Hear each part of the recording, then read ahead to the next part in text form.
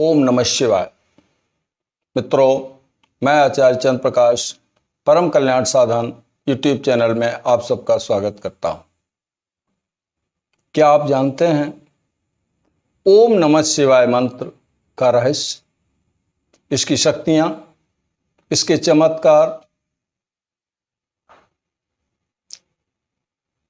आज इसी विषय पर चर्चा करूंगा कि अगर कोई व्यक्ति 5 लाख जप कर लेता है ओम नमः शिवाय मंत्र के, तो उसे क्या प्राप्त होता है। चर्चा करने से पहले मेरा एक छोटा सा निवेदन है कि अगर आप चैनल पर पहली बार आए हैं तो इसे सब्सक्राइब करके बेल आइकन को प्रेस कर दें और ऑल नोटिफिकेशन पर सेट कर लें, ताकि आने वाली हर वीडियो का नोटिफिकेशन आपको समय से मिल जाए। वीडियो अगर अच्छा लगे तो लाइक अवश्य किया करें, कमेंट भी अवश्य किया करें। कुछ नहीं करना है तो ओम नमः शिवाय ही लिख दिया करें। आइए अब हम चर्चा करते हैं। मित्रों, 2 मंत्र हैं, एक पंचाक्षरी मंत्र है भगवान शिव का और एक षडाक्षरी मंत्र है। नमः शिवाय मंत्र पंचाक्षरी मंत्र है जिसमें 5 अक्षर हैं, और ओम नमः शिवाय मंत्र षडाक्षरी मंत्र है, इसमें ओम बढ़ा दिया गया है। क्यों? माना जाता है कि अगर किसी मंत्र के आगे ओम शब्द लगा दिया जाए तो उसकी ताकत 100 गुना अधिक बढ़ जाती है। 100 गुना अधिक ताकत बढ़ जाती है। दूसरा लाभ इसका यह होता है कि किसी भी मंत्र की शक्ति जब हम उसका जप करते हैं तो तेजी से हमारे अंदर आना शुरू हो जाती है। यदि हमारी शारीरिक स्थिति, हमारे चक्रों की स्थिति, हमारी उपत्यकाओं की स्थिति ठीक नहीं है, उस ऊर्जा को सहन करने में सक्षम नहीं है, तो फिर क्या होगा? चक्र अस्त व्यस्त हो जाएंगे और फायदे की जगह पे नुकसान उठाना पड़ेगा। लेकिन यदि हम ओम लगा देते हैं तो फिर ओम के जरिए से उतनी ही शक्ति हमारे शरीर के अंदर प्रवेश करेगी जितनी हमारा शरीर उसे झेल सकता है। ओम लगाने का औचित्य यह है, शोभा के लिए नहीं लगाया जाता।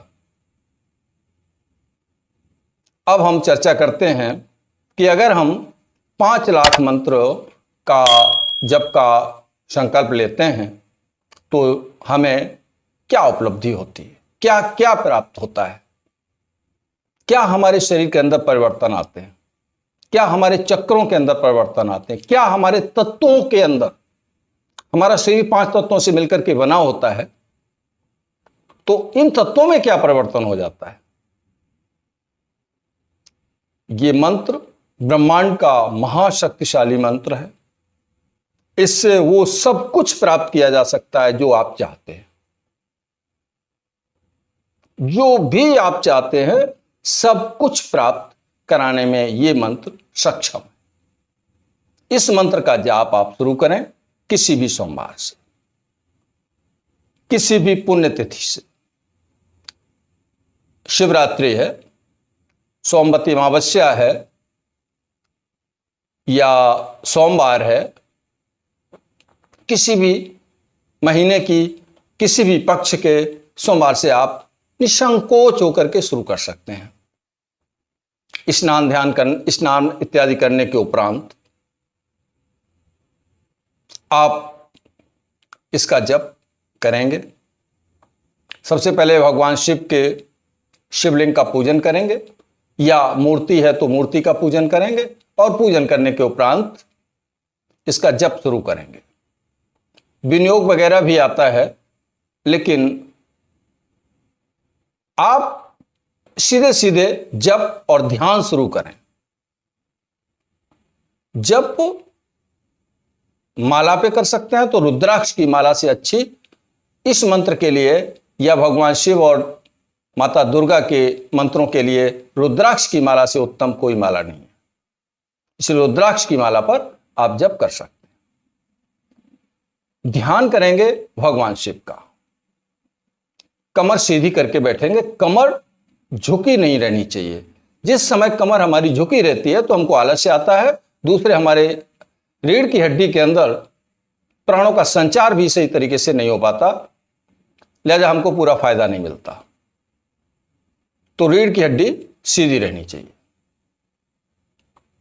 जब हम इस प्रकार से मंत्रों का जप करते हैं तो सबसे पहले क्या होता है, सबसे पहले हमने क्या उद्देश्य बनाया है जप करने का, क्यों कर रहे हैं हम जप, वो आपकी मनोकामना की पूर्ति होती है। दूसरा क्या होता है, उसके बाद हमारे शरीर का शुद्धिकरण होना शुरू हो जाता है। जो नकारात्मकता है, जो शरीर में कमियां हैं, वो दूर होना शुरू हो जाती है। 60-70 हजार के मंत्रों के जाप के बाद में ही हमारे शरीर में रहने वाले रोग 70 से 80 या 90% तक समाप्त हो जाते हैं। क्यों? हम साधना करेंगे तो स्वस्थ साधना, जब साधना करेंगे तो साधना के लिए स्वस्थ शरीर चाहिए, और शरीर ही स्वस्थ नहीं होगा तो हम साधना कैसे कर पाएंगे।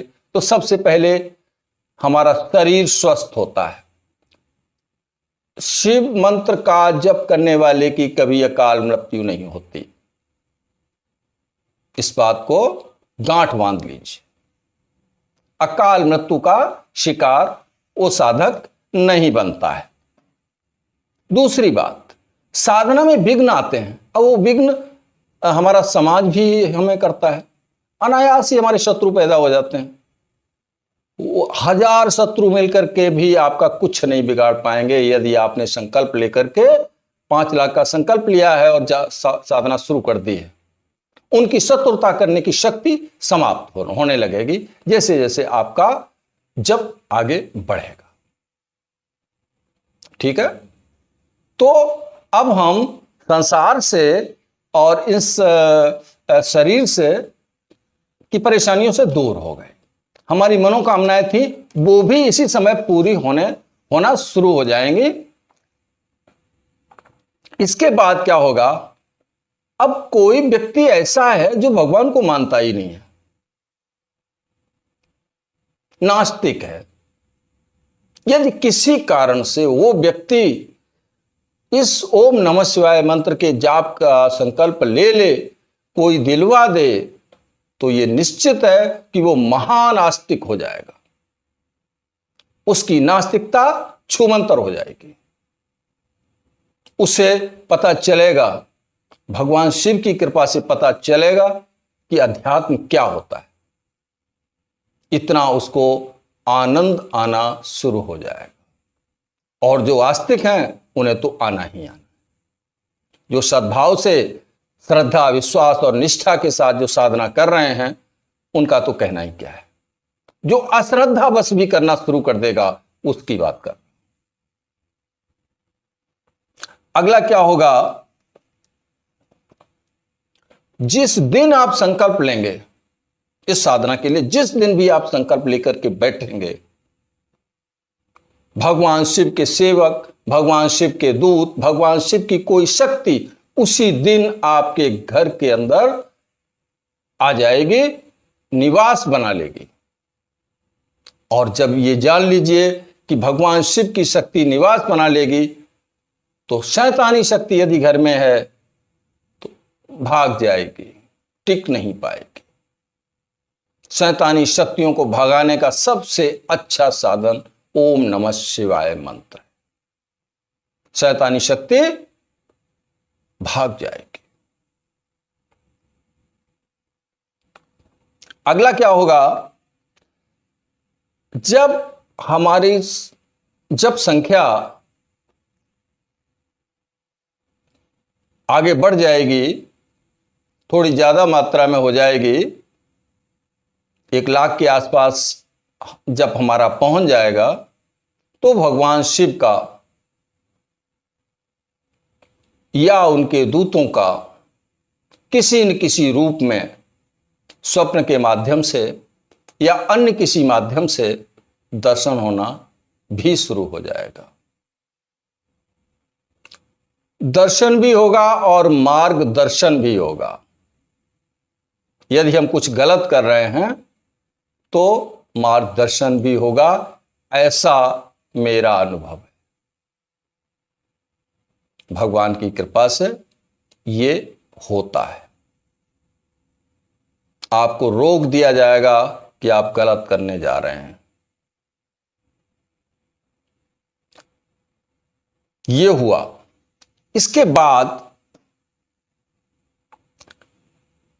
ज्यों ही हमारी साधना, ज्यों हमारी साधना आगे बढ़ती जाएगी, हमें हमारी पूर्व शक्तियों का, साधनात्मक शक्तियों का, यदि हमने पिछले जन्म में साधना की हुई है, वो शक्तियां जागृत होना शुरू हो जाएंगी। उनका आभास हमें मिलेगा। हमारे शरीर की कुंडलिनी शक्ति धीरे धीरे जागृत होना शुरू हो जाएगी। हमारे चक्र धीरे धीरे जागृत होना शुरू कर देंगे। हमारी उपत्तिकाएं परिमार्जित होना शुरू कर देंगे। हमारा आज्ञा चक्र जागृत होना शुरू कर देगा, जिसको हम थर्ड आई कहते हैं, जिसको हम शिव नेत्र कहते हैं। ये स्थान जहां पर बहनें बिंदी लगाती हैं और हम लोग तिलक लगाते हैं, वो स्थान आज्ञा चक्र का स्थान होता है। यहां से नीचे 6 चक्र हैं शरीर। इन 6 चक्रों का जागरण धीरे धीरे शुरू होता है। तब क्या होता है? जिस समय ये चक्र जागृत होना शुरू करते हैं तो इन चक्रों में स्पंदन होता है, झंझनाहट होती है, कंपन अनुभव होते हैं, गर्मी अनुभव होती है, सर्दी अनुभव होती है, दुर्गंध अनुभव होती है, सुगंध अनुभव होती है, झटके आना शुरू होते हैं, दर्द होना शुरू होता है और हृदय चक्र पे आते आते तो ऐसा लगता है कि अब प्राणांत होने वाला है, अब मरने वाले। लेकिन यदि साधना करते रहे तो ये स्वयं अपने आप समाप्त हो जाएगा। जब चक्रों का जागरण होता है तो आपको मालूम है क्या मिल सकता है? चक्रों के जागरण होने पर जैसे ही मूलाधार चक्र जागृत होगा तो वहां गणेश जी का निवास है, तो गणेश जी का जो ऑफिस है वहां की शक्तियां आपको प्राप्त होना शुरू होंगी। ब्रह्मा जी का ऑफिस है कहां पर? इंद्रिय चक्र। जब इंद्रिय चक्र जागृत होता है तो ब्रह्मा की शक्तियां मिलना शुरू होती हैं। नाभि चक्र पे विष्णु की शक्तियां, विष्णु लक्ष्मी का सदर मुकाम है वहां पर तो वहां की शक्तियां हमको मिलना शुरू होती हैं। हृदय चक्र पर भगवान शिव और पार्वती का निवास है, वहां भगवान शिव की कृपा और उनकी शक्तियां प्राप्त होती हैं। इस स्थान पर कंठ चक्र है, इस स्थान पर देवी दुर्गा का निवास स्थान है, तो वहां दुर्गा जी की शक्तियों का मिलना शुरू हो जाता है और यहां पर आते आते हमारी दिव्य दृष्टि खुल जाती है। लेकिन ये सब ऐसे नहीं होने वाला है।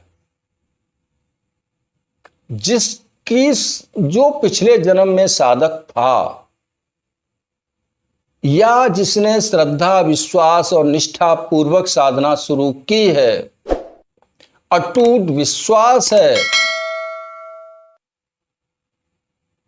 उसको ये अनुभव होने शुरू हो जाएंगे। तो इस तरीके से हमारे चक्रों का धीरे धीरे जागरण भी शुरू हो जाता है। संख्या 5 लाख मैंने बताई है आपको। हर मंत्र का पुरस्चरण, जितने अक्षर का मंत्र है उतने लाख बार जब किया जाए तो वो एक पुरस्चरण माना जाता है। जैसे नमः शिवाय मंत्र 5 लाख का है, वो 5 मंत्रों 5 अक्षरों का है, तो इसका पुरस्चरण 5 लाख का हुआ। गायत्री मंत्र 24 अक्षरों का है, तो इसका एक पुरस्चरण 24 लाख का हुआ। ओम नमो भगवते वासुदेवाय 12 अक्षरों का है, तो इसका पुरस्चरण 12 लाख का होगा। उसी के अनुसार हमें जप भी करना पड़ेगा। दशांश जप, वो दशांश हवन करना पड़ेगा। जप का दशांश हवन करना पड़ता है, फिर तर्पण है, मार्जन है। तो आप इनको छोड़ दीजिए, आप सिर्फ जप करिए और उसका दशांश हवन करिए, आपको शक्ति मिलेगी। अगला क्या है? वाणी की सिद्धि प्राप्त हो जाती है। दूरदर्शन, दूर श्रवण की शक्तियां आपको मिलती हैं। विचार संप्रेषण होना शुरू हो जाएगा।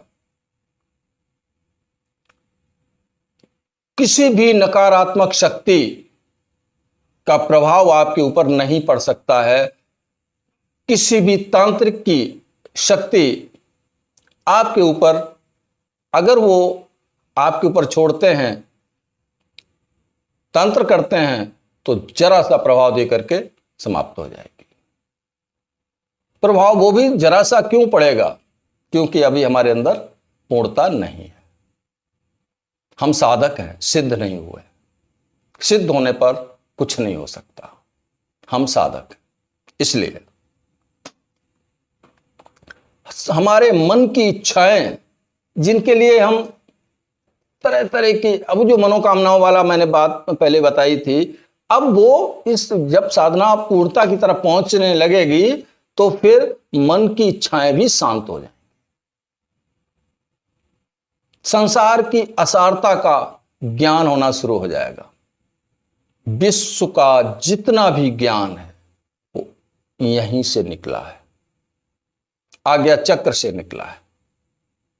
सारी पोथी, सारे वेद, सब कुछ हमारे इसके अंदर है, क्योंकि यहां पे परमात्मा की शक्ति आत्मा निवास करती है। तो परमात्मा से ही सब कुछ प्रकट हुआ है, उसका अंश यहां मौजूद है, यानी हम यहां मौजूद हैं। तो वो सारी शक्तियां, वो सारा ज्ञान भी हमको होने लगता है। कबीर साहब कितने पढ़े लिखे थे, गुरु नानक कितने पढ़े लिखे थे। कबीर साहब के एक एक दोहे पर आजकल डिलीट हो रहा है, पीएचडी हो रहा है, और हम उसका अर्थ भी नहीं लगा पा रहे हैं, फिर भी नहीं लगा पा रहे हैं।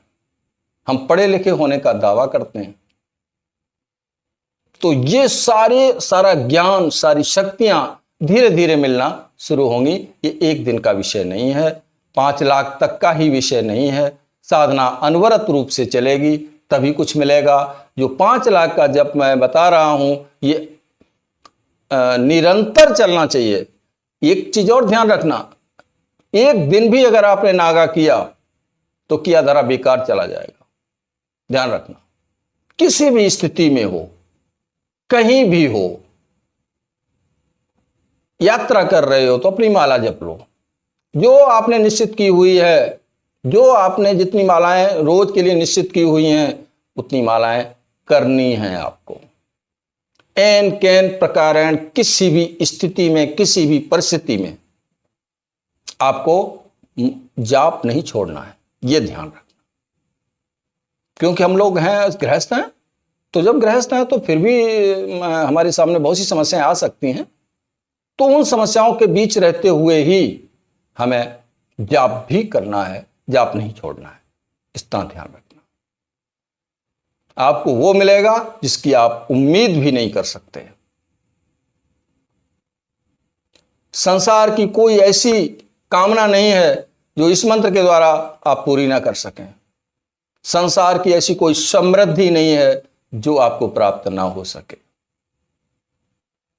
किसी भी प्रकार की समस्या, आर्थिक हो, सामाजिक हो, शारीरिक हो, कैसी भी समस्या आपके सामने है, कर्ज की समस्या है, किसी भी प्रकार की समस्याओं का निराकरण इस मंत्र के जाप से, जो ही आप 5 लाख का पूरा करते हैं, पूरी मेरा विश्वास कहता है पूरी होगी। तो आप इस तरीके से जाप करिए।